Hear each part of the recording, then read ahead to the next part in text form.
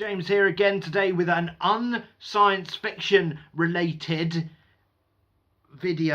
bonus video today. It's a book tag, which means we need to reclaim from the shelf over here the big black book of book tags to help me remember the questions. So I've been tagged in the old books tag by Jena over at Bibliofilth, so thank you for doing that. I'll link her video down in the description below. Now let's crack on with it, shall we? Question 1 is, have you ever bought a book made before you were born? Yes, I have. Of course, I was born in 1990 for reference.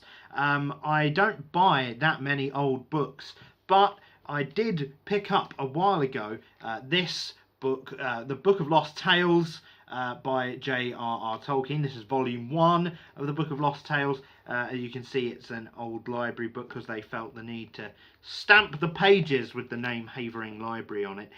This book was made, the first printing was in 1984. No, the first publication was 1984. What am I doing? I can't even read now. The first publication of this book was 1983. This was the 4th impression, which was made in 1984. So, yeah, this predates me by 6 years. Probably not the most mind-blowing thing ever in the world. But that's it. That's question 1. Number 2. Which book on your shelves takes place in the oldest time period? This one was easy. I've just read it. It's my newest read book, Northmen by John Haywood. What is wrong with me today? John Haywood. So this is obviously the Viking saga taking place from 793 to 1241, which is pretty fucking long time ago if you can do maths, which I can't in my head. I don't know how many years ago that was. A long time ago. So it's about Vikings. It's a non-fiction book. It does take place obviously between those years, and it's not very good. So I'm just going to get rid of that over there with the others. Right, number 3. Have you ever bought a book released the same year that you were born? Yes. The Eye of the World by Robert Jordan, this massive chunk of text, was released in 1990, the same year I was born. And since that time, it went on to be a big series, and there's 14 books altogether in it. It's a completed fantasy series of this length. I have not finished reading it because they're all this length. This length, may I say again, this length. So I've not read them all, or any except this first one, but it was released in 1990. And just for reference, by the way, the Game of Thrones, the first book in A Song of Ice and Fire, released in 1996. So George, 14 books of this length, 14, and you've done what, 5 in more time than it took, and the author of this fucking died halfway through. What are you doing, George? Right, next question. Which is the book you've had for the longest time? And that would have to be Dracula by Bram Stoker. Dracula by Bram Stoker is an old book, and this version is also old.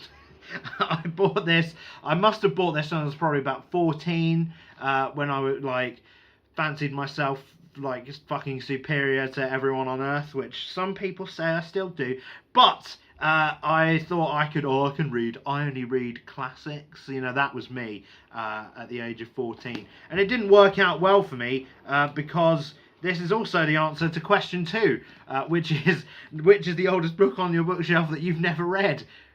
I read the first bit.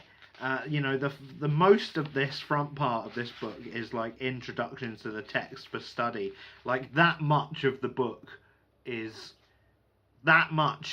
just preface, and I tried to read all of that, which was a big mistake, and then I just couldn't get on with it. I read the first chapter maybe. I want to give it a go again though in October, by the way. That's spoilers for upcoming months. But this book will be read this year, I promise. get rid of it for now. Right, final question. Which book was written the longest time ago? And there's only one contender for that, really, and that is Much Ado About Nothing by William Shakespeare. Look at this tiny little book.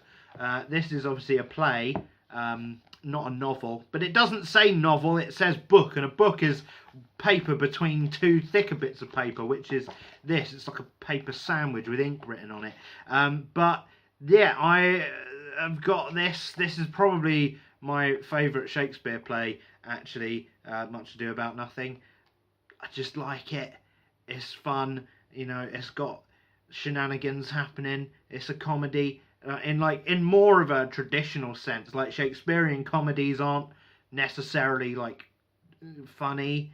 A lot of the time they just like have happy endings, but this is actually genuinely quite funny. So there you go, Much Ado About Nothing by William Shakespeare. It was probably written in like the 1500s at some point, which puts it at least 300 years older than, you know, any other book that I own. So there you go, that's it.